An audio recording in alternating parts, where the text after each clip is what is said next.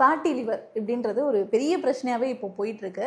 நிறைய பிரச்சனைக்கு வந்து அந்த ஃபேட்டி லிவர் தான் காரணம் அப்படின்ற மாதிரி நிறைய பேர் சொல்கிறாங்க. இது வரதுக்கான ரீசன் என்னவா இருக்கும் சார்? இன்னைக்கு வந்து பார்த்தீங்கன்னா, அதிகப்படியான பேருக்கு வந்து வரக்கூடிய ஒரு கம்ப்ளைண்ட்டாக இன்னைக்கு வந்து ஃபேட்டி லிவர் அப்படின்னு சொல்லியிருக்கு. இந்த ஃபேட்டி லிவரில் 2 டைப் ஆஃப் ஃபேட்டி லிவர் இருக்குது. Alcoholic fatty liver, non alcoholic fatty liver.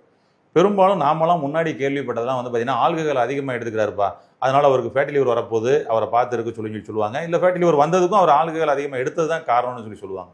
சரிங்களா? ஆமாம். ஆனால் இப்போ வந்து பார்த்தீங்கன்னா, நான் ஆல்கஹாலிக் ஃபேட்டி லிவர் பேஷண்ட்ஸ் அதிகமாக இருக்கிறாங்க. இப்போ நமக்கு இங்கே சென்னையிலேயே ஆலந்தூர் பிரான்ச்சில் வந்து பார்த்தோம்னா, இந்த நங்காநல்லூர் ஏரியாவிலேருந்து நிறைய பேர் வருவாங்க. நங்காநல்லூர் ஏரியா ஃபுல்லாக வந்து பார்த்தீங்கன்னா பிராமின்ஸ் ஐயர், அவங்களாம் பார்த்தீங்கன்னா என்னது சைவம், வெஜ்ஜு தான். ஆனால் நிறைய பேர் வந்து பார்த்தீங்கன்னா இது எனக்கு வந்து ஃபேட்டி லிவருங்கன்னு சொல்லி வருவாங்க. அப்போ எங்களுக்கே அது ஆச்சரியமாக தான் இருந்தது. ஆஹா, இப்போ சமீபமாக இது வந்து கொஞ்சம் அதிகமாயிருச்சு. இது நிச்சயமாக வந்து பார்த்தீங்கன்னா உணவு முறை பழக்க வழக்கத்தினாலும் நம்முடைய லைஃப் ஸ்டைல் சேஞ்சஸ்னாலும் ஏற்பட்ட ஒரு விஷயம் தாங்க இது. அப்போ சைவம் மட்டுமே எடுத்துக்கிட்டு தான் இருக்கிறாங்க. ஆனால் இப்போ என்ன நடந்துருச்சுன்னா, அசைவத்துக்கு ஈக்குவலாக ஏதாவது சைவ உணவு கிடைக்குமா அப்படின்னு சொல்லிட்டு ஒரு ட்ரெண்ட் உருவாயிருச்சு. அசைவம் சாப்பிடலை, ஆனால் அதுக்கு ஈக்குவலாக நான் வந்து சைவம் சாப்பிடணும், அவ்வளோதான் விஷயம். அப்போ நீங்கள் போயிட்டு வந்து பார்த்தீங்கன்னா ஒரு சிக்கன் 65 சாப்பிட்றதுக்கு பதில் இங்கே வந்து பார்த்தீங்கன்னா வந்து பன்னீர் 65 இருக்குது, காளான் 65 இருக்குது அப்படின்னு சொல்லி சாப்பிட ஆரம்பிச்சாங்க. சரிங்களா? என்னைக்கு இந்த பன்னீர்லாம் உள்ளே வந்துச்சோ அப்போ தான் இந்த ஃபேட்டி லிவர் அதிகமாகிடுச்சுன்னு சொல்லி சொல்லணும். நீங்கள் அந்த பன்னீர் தயார் பண்ணக்கூடிய கம்பெனிக்கு முடிஞ்சால் போய் ஒரு பேட்டி கேட்டு பாருங்கள். சரிங்களா? தெரியும். ஏன்னா ரியலாக நீங்கள் வீட்டில் பன்னீர் தயார் பண்ணலாம் இல்லையா? நீங்கள் வந்து வாங்கி அதை வந்து பாலாடை வந்து பார்த்தீங்கன்னா வந்து லெமன் போட்டு எல்லாம் நீங்கள் தயார் பண்ணலாம். ஆனால் பாருங்கள், சாஃப்டாக இருக்காது, ஹார்டாக தான் இருக்கும். ஆனால் நாம் எப்படி எதிர்பார்க்குறோம், அப்படி கீழே போட்டால் அப்படி ஜம்ப் ஆகணும், ஃபுட்பால் மாதிரி இருக்கணும். அது மாதிரி இருந்தால் தான் அது வந்து பன்னீர். சரிங்களா? அப்போ இப்படி இருக்கிறது தான் பன்னீர். இங்கே பாருங்கள், சாஃப்டாக இருக்கும். எவ்வளவுக்கு எவ்வளவு சாஃப்டாக இருக்கோ அவ்வளவுக்கு எவ்வளவு அதுக்குள்ளே கெமிக்கல்கள் கலக்கப்படுது அப்படின்றது உண்மை. அப்போ இது நம்ம உடம்புக்குள்ளே கொஞ்சம் கொஞ்சமாக உள்ளே போகுது பாருங்கள். நீங்கள் வேணால் பாருங்கள், இன்னொரு 5 to 10 இயர்ஸ்க்குள்ளே நிறைய பேருக்கு ஏன்னா பயமுறுத்தக்கூடாது, சில பெரிய இன்னும் கிரானிக்கான சில டிசீஸ்லாம் இருக்கப்படும் பொழுது அதுக்கு ரீசன் என்ன சொல்லுவாங்கன்னா, இந்த பன்னீர் சாப்பிட்டவங்களுக்கு தாப்பா அந்த பிரச்சனை வந்திருக்கு அப்படின்பாங்க. அப்போ நீங்கள் 5-10 வருஷம் கழித்து அதை போய் தெரிஞ்சு அதுக்கப்புறம் நீங்கள் நிப்பாட்டி பிரயோஜனம் இல்லை. சரிங்களா? அப்போ இது ஃபேட்டி லிவருக்கான வழிவகுக்குது அப்படின்னு சொல்லி சொல்லலாம். இப்போ நிறைய உணவு முறைகள்னால வர்ற விஷயம் தான். நைட்டு வந்து பார்த்தீங்கன்னா லேட் நைட் சாப்பிட்றது.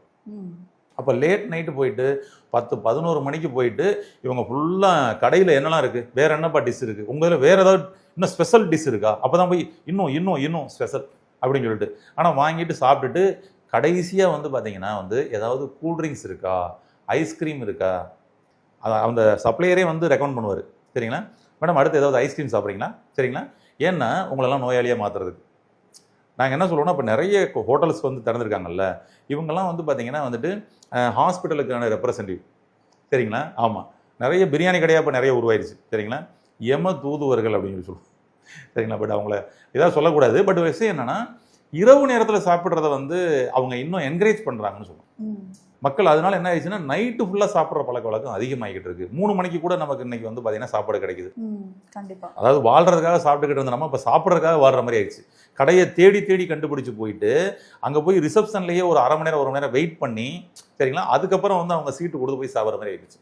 அப்போ இந்த உணவுகள் இரவு உணவுகளாக நம்ம வந்து இந்த பொரித்த உணவுகள், மசாலா ஐட்டங்களில் உள்ள உணவுகளை எடுத்துக்கிட்டு அதுக்கப்புறம் நம்ம சாப்பிடக்கூடிய cooling water, cool drinks, soft drinks, ice cream போன்ற குளிர்ந்த உணவுகளை நம்ம சாப்பிட்றோம் பார்த்தீங்களா, இதுதான் ஃபஸ்ட்டு ஃபேட்டி லிவருக்கான அடிப்படையான காரணம்.